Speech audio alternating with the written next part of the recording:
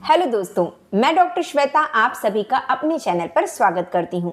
दोस्तों, जिन लोगों को गठिया रोग, वात रोग, संधिवात, आर्थराइटिस की शिकायत रहती है, जोड़ों में बहुत ज़्यादा दर्द, सूजन और बहुत ज़्यादा जकड़न रहती है, तो उन लोगों के लिए आज मैं एक ऐसी ही होम्योपैथिक मेडिसिन लेकर के आई हूँ। उसकी जानकारी दूंगी जो कि आपके दर्द, जकड़न और सूजन को, जोड़ों के दर्द, सूजन और जकड़न को दूर कर देगा और साथ ही गठिया रोग, वात रोग को पूरी तरीके से ठीक कर देगा।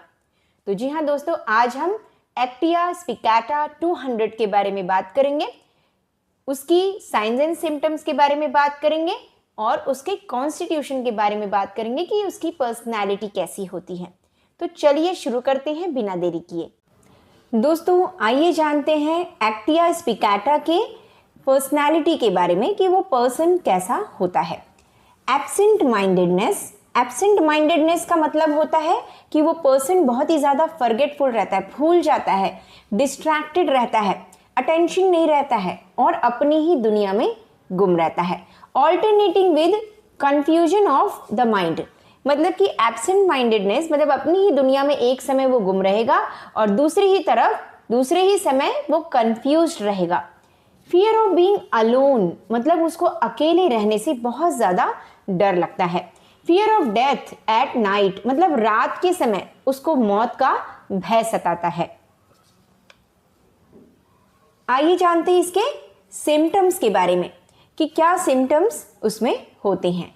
Actaea spicata is a rheumatic remedy. Rheumatic remedy का मतलब होता है कि ये गठिया रोग, वात रोग के लिए बहुत ही ज़्यादा इफेक्टिव है, आर्थराइटिस के लिए बहुत ज़्यादा इफेक्टिव है।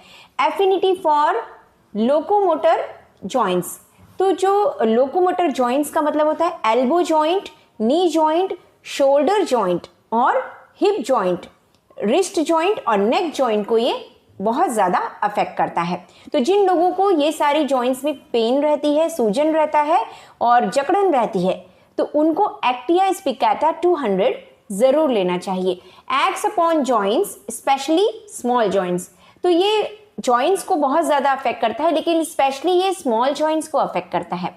अफेक्ट्स रिस्ट जॉइंट्स प्रोमिनेंटली, तो सबसे ज़्यादा ये रिस्ट जॉइंट को अफेक्ट करता है। स्मॉल जॉइंट्स में भी ये सबसे ज़्यादा रिस्ट जॉइंट को अफेक्ट करता है। Other joints like ankles, fingers, toes are also affected.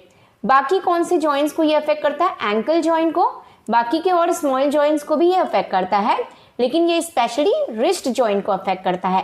Ankles, fingers and toes के जॉइंट्स को भी ये अफेक्ट करता है। अगर मतलब उसमें भी अगर आपको प्रॉब्लम है तो आप इसे एक्टिया स्पिकैटा ज़रूर लीजिएगा, बहुत ही इफेक्टिव मेडिसिन है।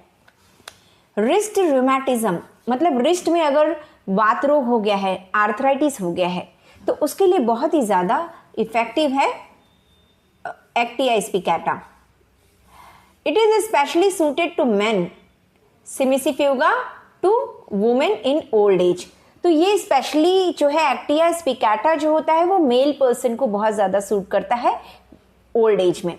और जो लोग, और अगर फीमेल ओल्ड पेशेंट हैं तो उनमें जो है एक्टिया रेसिमोसा इफेक्ट करता है। एक्टिया रेसिमोसा उनको लेना चाहिए। एक्टिया स्पिकैटा भी वो ले सकते हैं, फीमेल भी ले सकते हैं, मेल भी ले सकते हैं, दोनों के लिए इफेक्टिव है, लेकिन स्पेशली ये बोला जा रहा है कि ये मेल पेशेंट को अफेक्ट करता है, मेल पेशेंट को सूट करता है। हाइपर सेंसिटिव टू कोल्ड, जो लोग को ठंड में या बारिश के सीजन में बहुत ज़्यादा उनको सेंसिटिव रहते हैं, बहुत ज़्यादा मतलब जल्दी उनको सर्दी हो जाता है, बहुत जल्दी उनके जॉइंट्स जो है पेन, जॉइंट्स पकड़ लेता है, जकड़ जाता है ठंडी में, तो उनके लिए बहुत इफेक्टिव है actaea spicata. Swelling of the small joints from slight fatigue, तो थोड़ा भी अगर बहुत ज़्यादा थोड़ा भी थकान लगती है तो उससे उनके जॉइंट्स में स्वेलिंग आ जाती है। Wrist swollen, red aggravation motion, lame feeling in arms with paralytic weakness in the hands। तो रिस्ट जो है बहुत ज़्यादा स्वॉलन रहेगा, सूज जाएगा, रेड रहेगा। एग्रेवेशन एनी मोशन, तो मतलब वो रिस्ट को घुमा नहीं पाता है, उसको मूव करने में उसको बहुत ज़्यादा पेन रहता है। लेम फीलिंग इन आर्म्स, तो lame feeling in arms with paralytic weakness in the hands. तो जो है लेम फीलिंग का मतलब होता है वो अपने आर्म्स को प्रॉपरली मूव नहीं कर पाता है with paralytic weakness in the hands. तो हैंड्स में साथ ही उसके पैरालिटिक वीकनेस रहता है, आर्म्स को प्रॉपरली मूव नहीं कर पाता है। राइट साइडेड रिस्ट को बहुत ज़्यादा ये अफेक्ट करता है, right sided wrist, right sided shoulder को ये बहुत ज़्यादा अफेक्ट करता है।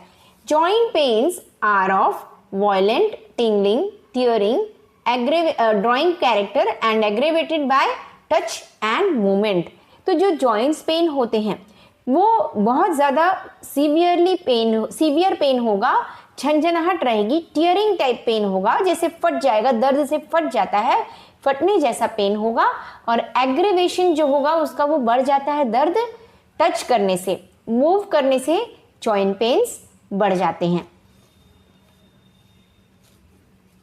Paralytic weakness of affected parts, तो जो जॉइंट्स अफेक्टेड रहता है तो उस पार्ट में पैरालिटिक वीकनेस महसूस होता है। Violent pain in upper jaw, running from teeth through malar bones to temples, aggravation and especially from motion of the facial muscles, pains running from decayed tooth to temples।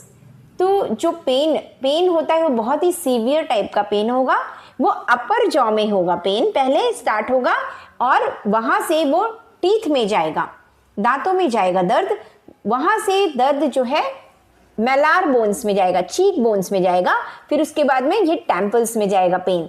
वो ये pen जो है वो aggravate होता है touch करने से, specially motion of facial muscles. जैसे हम बात करते हैं या खाना खाते हैं उस समय हमारे फेशियल मसल्स का बहुत ज़्यादा यूज़ होता है, उस समय आपका ये पेन बहुत ज़्यादा सीवियर रहेगा। Pains running from decay to temples, तो जो दांत आपके सड़ गए हैं, डीके हो गया है, पेन वहां से स्टार्ट होके ये टेम्पल्स तक जाएगा pen.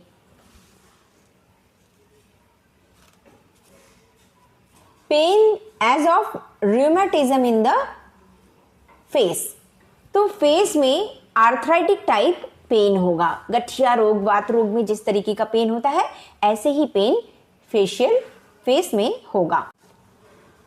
Great oppression, shortness of breath on exposure to cold air, तो अगर वो ठंडी हवा में वॉक करता है तो उससे उसको बहुत ज़्यादा डिफ़िकल्टी होती है ब्रीदिंग में। ग्रेट लैसिट्यूड,